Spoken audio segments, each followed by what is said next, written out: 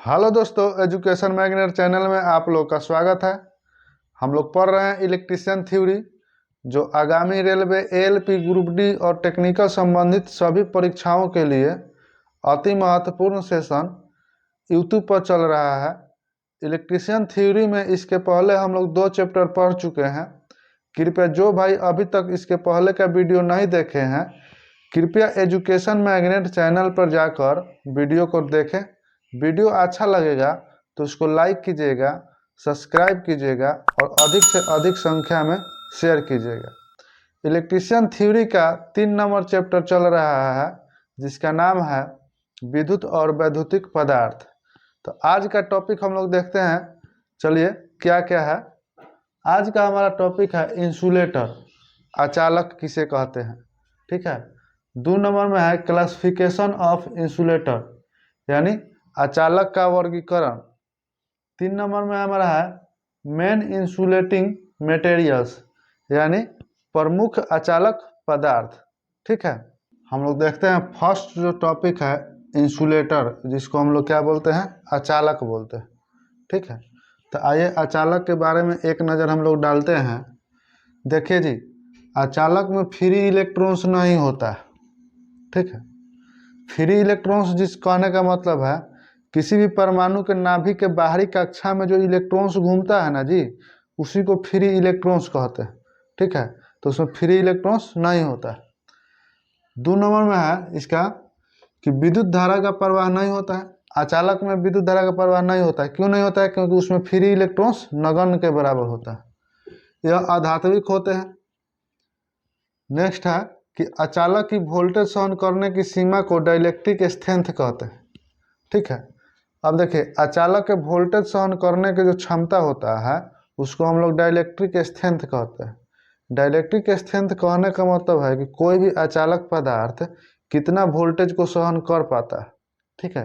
तो उसी को डाइलेक्ट्रिक स्ट्रेंथ कहते हैं। डाइलेक्ट्रिक स्ट्रेंथ को केवी प्रति मिलीमीटर में व्यक्त करते हैं।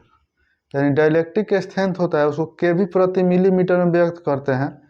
कि मान लीजिए कि मेरे पास मार्कर पेन है, तो इसको अगर हम 1 मिलीमीटर में मान लीजिए कि 5 वोल्ट दे रहे हैं, 5 किलो वोल्ट, एग्जाम्पल तौर पर मान लीजिए कि 1 किलो वोल्ट हम लोग दिए 1 मिलीमीटर में, तो ये वोल्टेज को सहन कर लिया।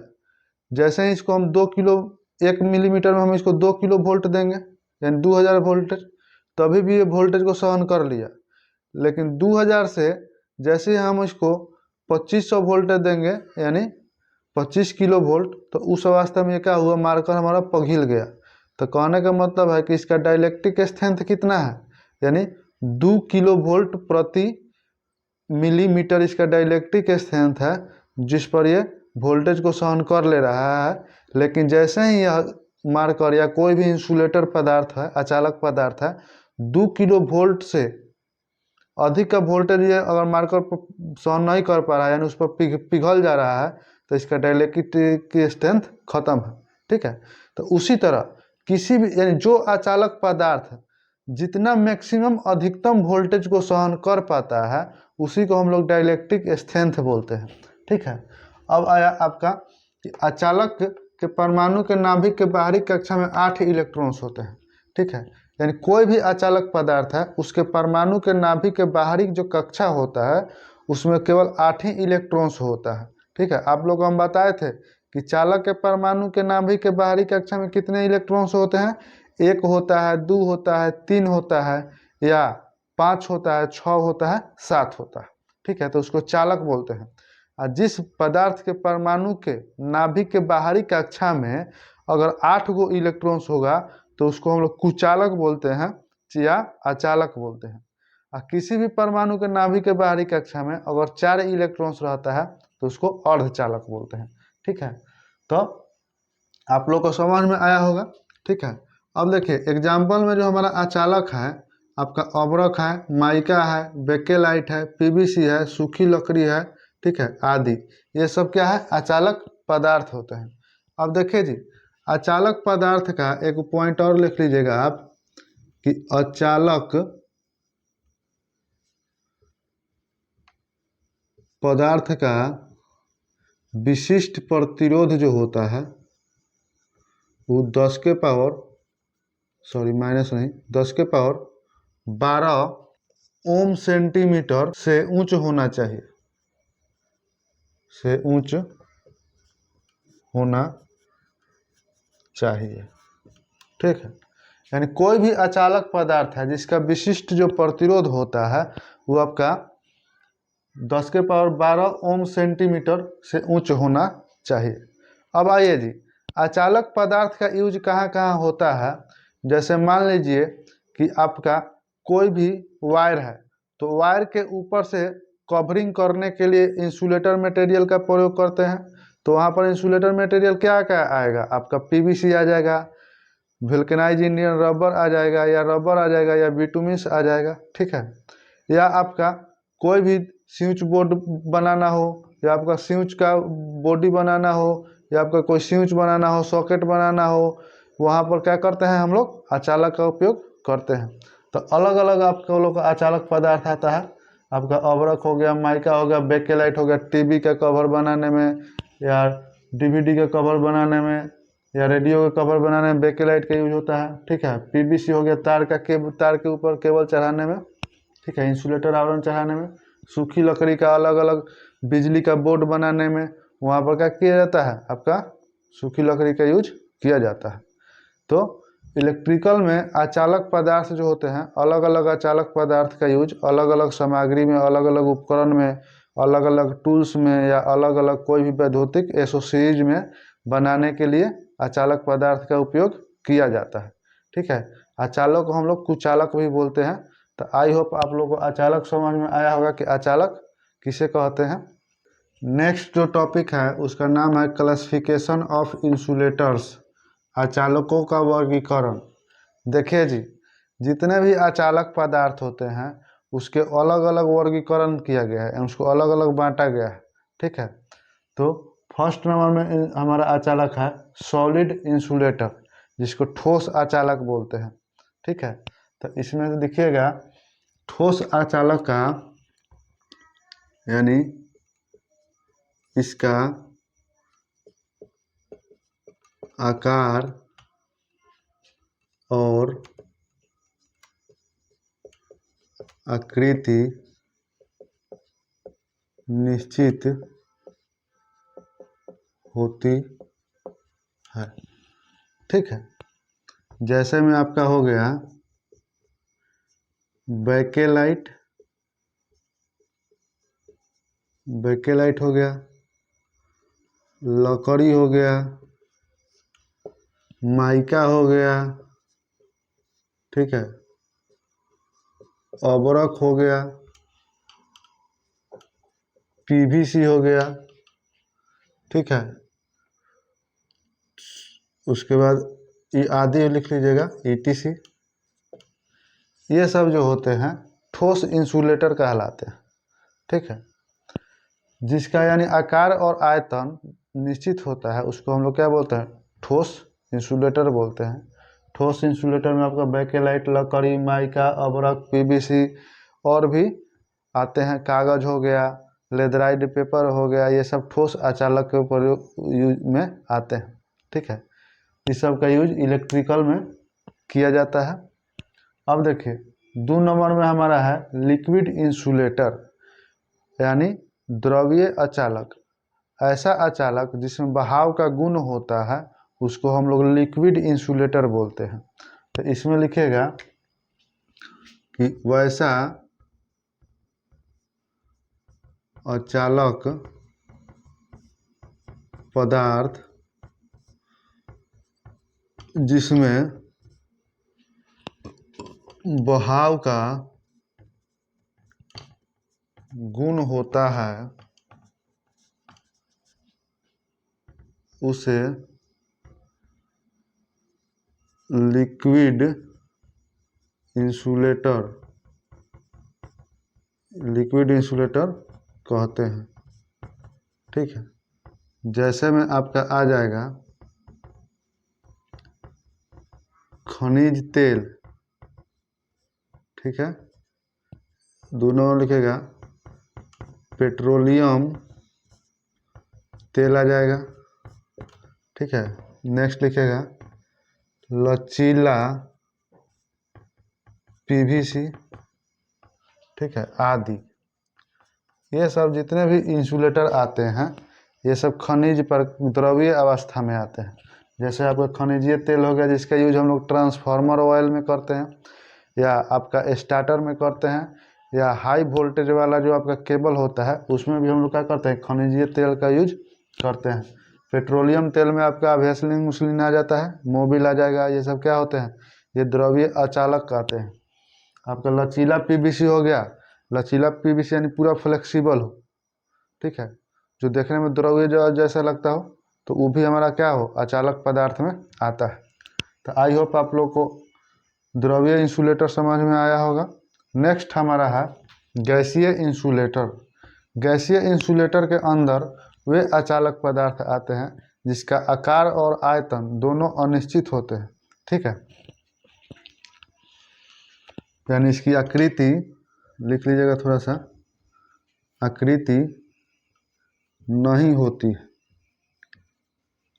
होती है। जैसे में आपका हो जाएगा, यहाँ पर एग्जांपल लीजिएगा, नाइट्रोजन, हाइड्रोजन। ठीक है, शुष्क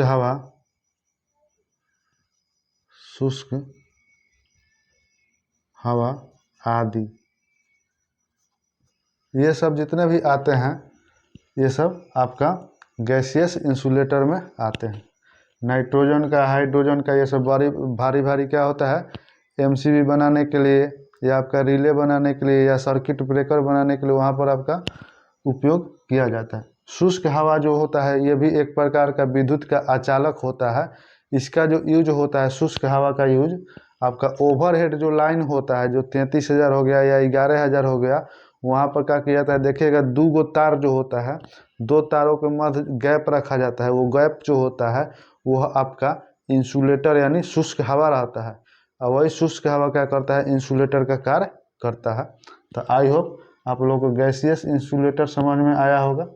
नेक्स्ट हमारा जो टॉपिक है मेन इंसुलेटिंग मटेरियल यानी प्रमुख अचालक पदार्थ।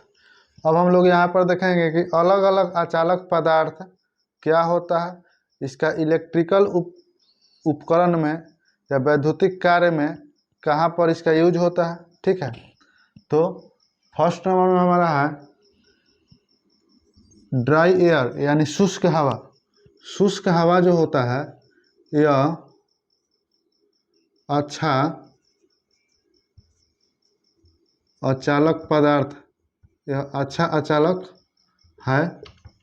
ठीक है, इसका जो यूज होता है, यूज ओवरहेड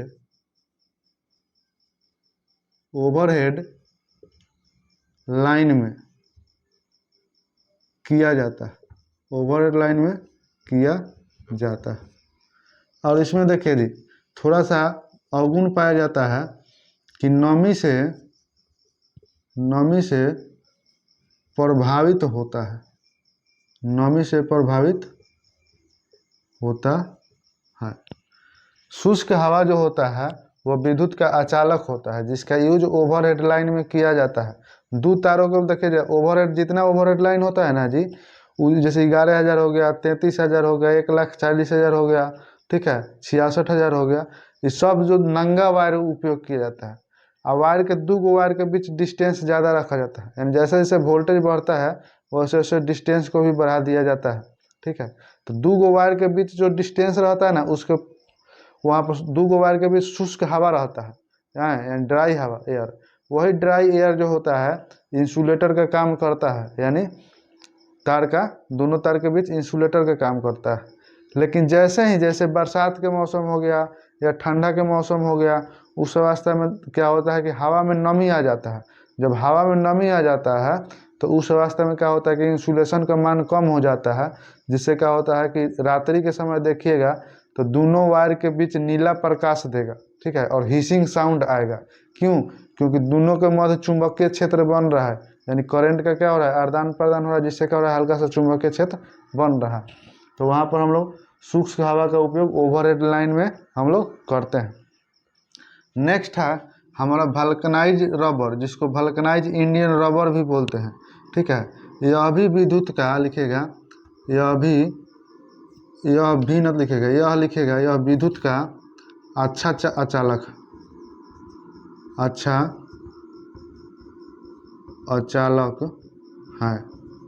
ठीक है, यह विद्युत का अच्छा अचालक होता है। इसका जो यूज होता है, यूज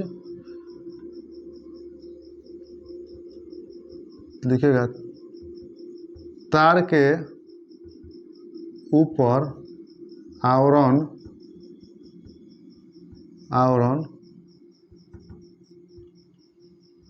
चढ़ाने में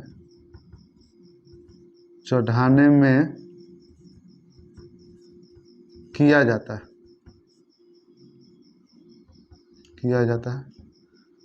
लेकिन देखिए, ये आपका वल्कनाइज इंडियन रबर जो होता है, जितने भी तार होते हैं ना, नंगा तार जिसको वैन तार बोलते हैं, उसके ऊपर अचालक चढ़ाने में किया जाता है। ठीक है, आज के डेट में वल्कनाइज इंडियन जो रबर होता है, इसका यूज बहुत कम हो गया है, यानी नगण्य मात्रा में हो गया है।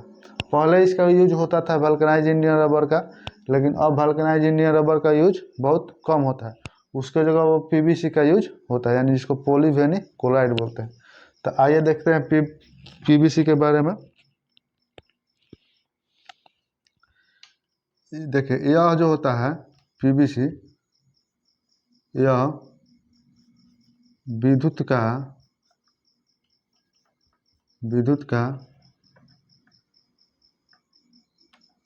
बहुत अच्छा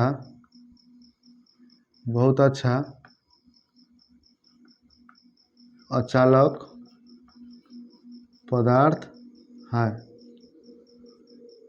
आजकल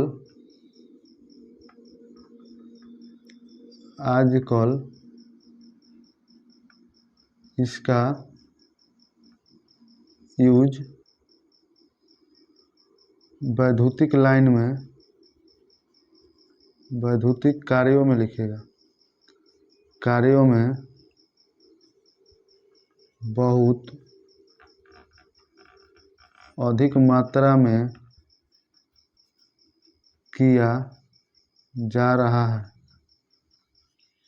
पीवीसी का फुल फॉर्म देखें जो होता है पॉलीविनाइल क्लोराइड होता है पीवीसी। इसका यूज जो होता है विद्युत तार में, ठीक है, या विद्युत स्विच में, या इलेक्ट्रिकल उपकरण में जितना मोटे मोटे तार आते हैं उसके ऊपर का आवरण जो चढ़ा हुआ होता है, वहाँ पर इसका यूज करते हैं। या आपका पीवीसी का पाइप भी आता है, वायरिंग का पाइप हो गया, या आपका नल वाला पाइप हो गया, ठीक है, या डिलीवरी पाइप हो गया, ये सब का चीज़ आता है पीवीसी का हमारा आता है। तो इलेक्ट्रिकल वर्क काम में इसका उपयोग किया जाता है, तार के ऊपर इंसुलेशन आवरण चढ़ाने के लिए या पीवीसी पाइप बनाने के लिए वहाँ पर हम लोग क्या करते हैं, इस उपकरण का उपयोग करते हैं, यानी पॉलीविनाइल क्लोराइड अचालक एक पदार्थ। ठीक है, तो आई होप आप लोग को इतना समझ में आया होगा।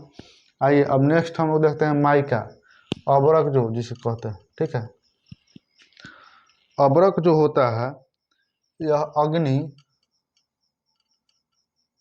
अग्नि और उष्मा का कुचालक पदार्थ। ठीक है, अब देखिए जी, इसका यूज भारत में इसका उत्पादन अधिक मात्रा में होता है। ठीक है, इसका जो इलेक्ट्रिकल में यूज होता है हीटिंग एलिमेंट। ठीक है, इसका उपयोग हीटिंग एलिमेंट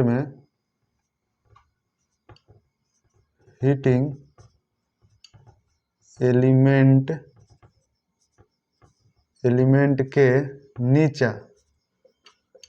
नीचा बेस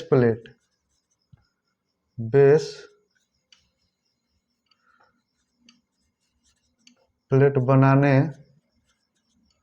में किया जाता है। किया जाता है। ठीक है, देखिए माइका जो होता है अग्नि और ऊष्मा का कुचालक पदार्थ होता है। ठीक है, इसको भारत में इसका उत्पादन अधिक मात्रा में होता है माइका अभ्रक का।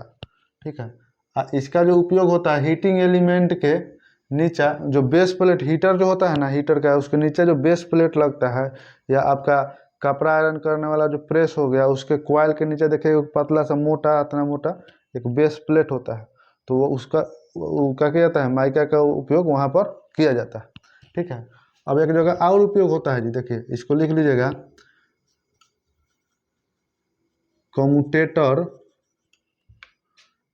के निर्माण में, कम्यूटेटर के निर्माण में इसका उपयोग किया जाता है माइका का। ठीक है, अभ्रक का। तो नेक्स्ट हमारा है एबोनाइट। देखिए जी एबोनाइट जो होता है यह कठोर रबर जैसा, यह कठोर रबर जैसा होता है। एबोनाइट जो होता है 180 डिग्री सेल्सियस पर जलने लगता है, जलने लगता है। ठीक है, एबोनाइट को बनाने के लिए 30 से 80% तक सल्फर मिलाया जाता है, मिलाया जाता है। ठीक है, एबोनाइट को बनाने के लिए 30 से 80% तक सल्फर मिलाया जाता है। इसका जो यूज होता है एबोनाइट का यूज आप लिखिएगा, जैसे देखिएगा आपका बैटरी जो होता है ना,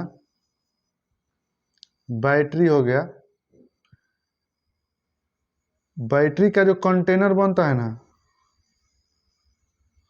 कंटेनर, बैटरी का कंटेनर या खोल या किसी भी पैनल का पैनल आदि बनाने के लिए किया जाता है। ठीक है, तो आई होप आप लोग को एबोनाइट समझ में आया होगा। यानी कहने का मतलब एबोनाइट कठोर रबर जैसा होता है जी, ये 180 डिग्री सेल्सियस पर जलने लगता है, और इसमें 30 से 80% तक सल्फर मिलाया जाता है। और इसका यूज जो होता है, यूज बैटरी जो होता है आपका 12 वोल्ट का 18 वोल्ट का बैटरी या बैटरी या और भी जिसमें रिएक्शन कराया जाता है उसका कंटेनर बनाने के लिए या खोल बनाने के लिए या पैनल आदि बनाने के लिए क्या किया जाता है कि एबोनाइट का उपयोग किया जाता है। तो आई होप आप लोग को इतना जितना हम अचालक पदार्थ बताएं इतना आप लोग को समझ में आया होगा। नेक्स्ट हमारा अचालक पदार्थ 6 नंबर में है बेकेलाइट। बेकेलाइट जो होता है ये कठोर होता है जी, कठोर भंगुर रबर होता है। ठीक है, इसका जो यूज होता है इलेक्ट्रिकल में स्विच, सॉकेट, फ्यूज, होल्डर, ठीक है, आदि यानी ईटीसी बनाने के लिए बनाने में किया जाता है, किया जाता है। बेकेलाइट जितना भी आपका आजकल स्विच आ रहा है, फ्यूज आ रहा है, सॉकेट आ रहा है, ठीक है, उस सब में आपका बेकेलाइट वो जो बना हुआ होता है ना, उसका जो पूरा स्ट्रक्चर बना हुआ होता है, संरचना, वो सब क्या होता है कि बेकेलाइट का ही होता है। या आपका रेडियो का खोल हो गया, टीवी का खोल हो गया, ये सब बेकेलाइट का होता है। ठीक है, ये कठोर होता है और भंगुर होता है। ठीक है, तो ये आपका बेकेलाइट है। तो 7 नंबर में हमारा है लेदराइड पेपर। यह खनिजीय पेपर होता है जी, खनिजीय पेपर होता है। ठीक है, इसका जो यूज होता है, यूज वाइंडिंग में, वाइंडिंग क्वाइल, ठीक है, या आर्मेचर स्लॉट आदि में अचालक के रूप में करते हैं, ठीक है। देखिए लेदराइट जो पेपर होता है यह भी एक प्रकार के अचालक पदार्थ होता है। लेदराइट पेपर थोड़ा सा मोटा होता है, ठीक है।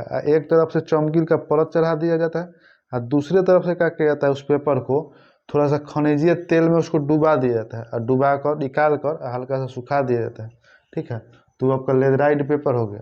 लेदराइट पेपर जैसे वाइंडिंग करना हो, कोई भी मशीन का वाइंडिंग किया जाता है या उसमें कॉइल लपटा जाता है या आर्मेचर वाइंडिंग के जो स्लॉट होता है उसमें क्या किया जाता है कि पहले लेदराइट पेपर को लगा दिया जाता है, यानी फिट कर दिया जाता है।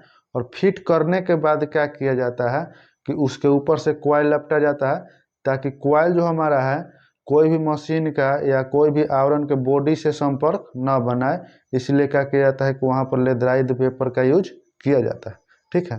यानी कॉइल और मशीन के बॉडी से शॉर्ट सर्किट या कोई भी कनेक्शन न हो, उससे क्या किया जाता है कि अचालकता प्रदान करने के लिए, बॉडी और कॉइल के बीच अचालकता प्रदान करने के लिए क्या किया जाता है कि लेदराइट पेपर का यूज किया जाता है, ठीक है।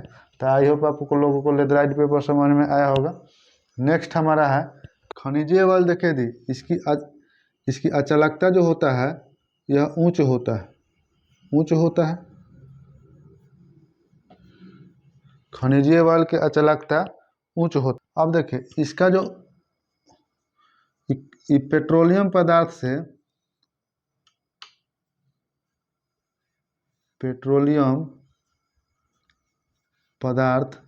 से मिलता है। इसका यूज लिख लीजिएगा। यूज होता है ट्रांसफार्मर में,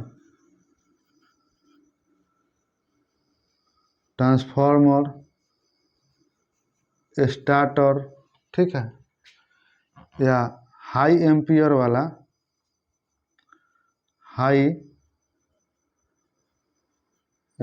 वाला स्विच एमसीबी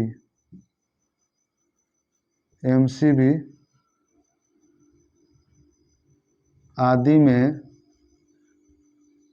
किया जाता है, ठीक है। खनिजीय ऑयल जैसे हो गया, पेट्रोलियम पदार्थ से जो ऑयल मिलता है, जैसे मोबिल टाइप का हो गया, ठीक है, उसका रंग हल्का गहरा पीला होता है। तो खनिजीय ऑयल उच्च अचालकता होता है, ये पेट्रोलियम पदार्थ से प्राप्त किया जाता है। इसका जो यूज होता है, जैसे ट्रांसफार्मर का तेल हो गया या बड़े बड़े स्टार्टर होते हैं मोटर जनरेटर को स्टार्ट करने के लिए, वहाँ पर भी खनिजीय ऑयल का उपयोग किया जाता है, ठीक है। या एमसीबी हो गया या बहुत हाई एम्पियर वाला स्विच हो गया, वहाँ पर खनिजीय ऑयल का उपयोग किया जाता है। काहेला? अचालकता बनाने के लिए। मान लीजिए कि स्पार्किंग होगा, ठीक है, एमसीबी में, तो स्पार्किंग होगा तो स्पार्किंग को रोकने के लिए क्या किया जाता है कि खनिजीय ऑयल का उपयोग किया जाता है। ट्रांसफार्मर के कॉइल में शीतलन प्रदान करने के लिए और इंसुलेशन अचालकता का मान बनाए रखने के लिए क्या किया जाता है कि खनिजीय ऑयल का उपयोग किया जाता है। अब चलिए 9 नंबर में हमारा है पोर्सिलीन। पोर्सिलीन जो होता है जी, ये चीनी मिट्टी का बना होता है, ठीक है। इसका जो यूज होता है, यूज लिखेगा इंसुलेटर के रूप